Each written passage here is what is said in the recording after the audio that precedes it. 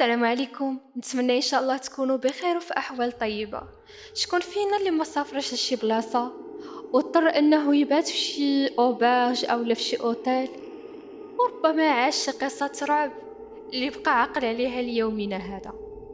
وهذا الشي اللي وقع للسيد اللي سميتو طارق تيقول بلي عنده 34 سنه، وعمره في حياته ما كان كيآمن بحكاية الجن، السحر أو الأرواح، ولكن داكشي اللي طرالو هذه 5 سنين بدل ليه حياته كاملة وبدلو حتى هو كشخص.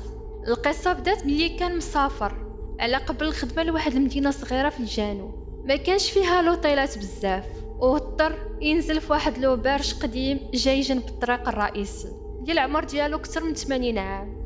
هاد لوبرج كيعطي الانطباع بانه مهجور وما ساكن فيه حتى حد.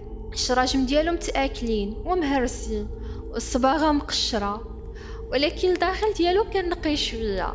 غير هو كانت فيه واحد الريحه قديمه وغريبه، ريحه بحال الا كتشم الكاغيط محروق، والاثاث كيبان قديم وعمرو تجدد. وسمع صوت موسيقى قديمه تعطيك الاحساس بانك مسافر عبر الزمان ودخلتي لشي حقبه زمنيه قديمه.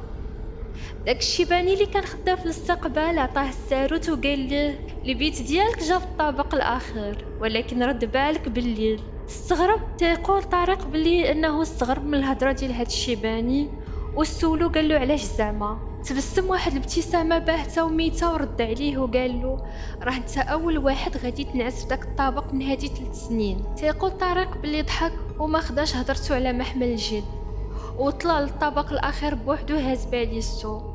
وملي وصل لاحظ حاجة غريبة، الكولوار كان مظلم والبولات ضاويين غير بزز كيشعلوا ويطفاو غير بوحديتهم، وكان واحد البرد ماشي طبيعي رغم انه كان في الوقيته ديال الصيف.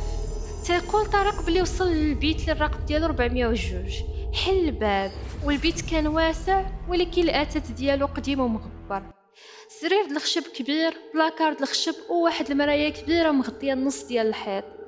اول حاجه لفتت الانتباه ديالو هي ان ديك المرايه كانت مضببه، ولكن الضبابه جايه غير من الداخل ديال الزاج ماشي من برا. تيقول طارق بلي حط باليستو وخرج باش يمشي لخدمته، ودوز النهار كامل على برا، وما رجع حتى لديك اللحظه جد الليل.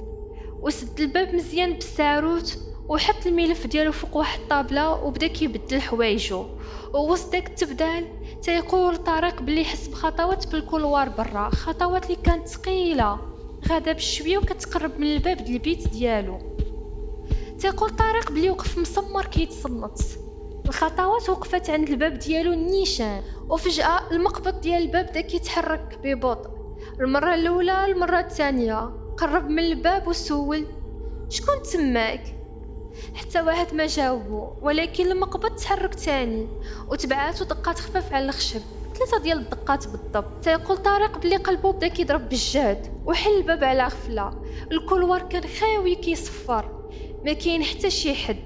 رجع باش يسد الباب، ولكن قبل ما يسدو سمع واحد الهمسه ضعيفه بزاف بحال تقالت وسط ودنو. المرايه. سد الباب بالزربه ودار جهه ديك المرايه الكبيره، قرب منها ومسحها بيدو. وهنا حس باحساس خايب ورجفه. ديك الضبابه اللي فوق من ديك المرايه ما بغاتش تزول، كانت ثابته لداخل. وملي حقق الشوفه مزيان شاف الخيال د واحد الراجل واقف وراه، طويل بزاف ووجهه ما باينش.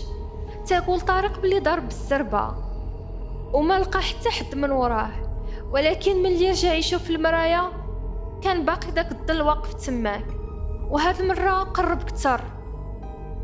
تيقول طارق بلي حل عينيه مزيان باش يتاكد واش هادشي اللي تيشوف حقيقه ولا غير كيتخيل مع اجواء هادوك لوبرج المخيفه.